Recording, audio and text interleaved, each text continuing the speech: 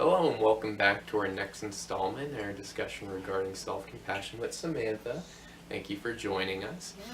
So the question I have is oftentimes, maybe individuals would ask themselves, wouldn't self-compassion get in the way of being motivated, productive? And then as well, wouldn't I let myself get away with anything I would want then? As well, wouldn't it be better to be self-critical and push myself and keep my wants reined in as opposed to otherwise? Yeah, those are good questions. So the interesting thing is that actually research shows that self-compassionate people are less afraid of failure and more inclined to try again. The other thing is that self-compassionate people, they actually have found, are more motivated, and they are more likely to apologize whenever they're wrong. They're more likely to own up to their mistakes.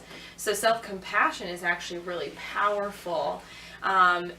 I think about how we want to always be evolving or changing as people and how we want to grow, and we don't always like to stay the same. And, there's nothing wrong with that.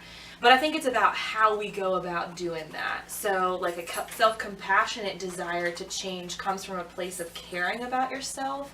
So, encouraging yourself, being kind to yourself, loving yourself. Whereas self-criticism comes from a place of fear. And so that's going to include forcing or shaming or judging. And so when I think about change, I think about how we try to shame ourselves into changing. But it's Kristen Neff, who is really, the headliner with self-compassion.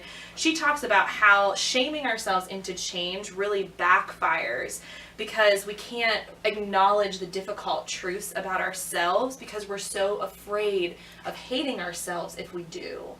And so she talks about how self-compassion, in contrast, is a motivating force for growth and change, and it provides us the safety needed to be able to see ourselves clearly and be free of self-condemnation because of that self-kindness component, that common humanity component, and that mindfulness component that we talked about in the other video. The last point that I just want to make with this really too is differentiating this from self-pity. Some people think like, oh, self-compassion, like that's just wallowing in, my own stuff, right? That's just me being, selfish. And self-compassion really isn't about that. It's about, considering your own stuff that's going on and other people and recognizing that there's unity in that you both are going through stuff rather than you being isolated in that and feeling like you're the only one that has problems and your problems are the worst, and that's self-pity. So I think that's an important distinction.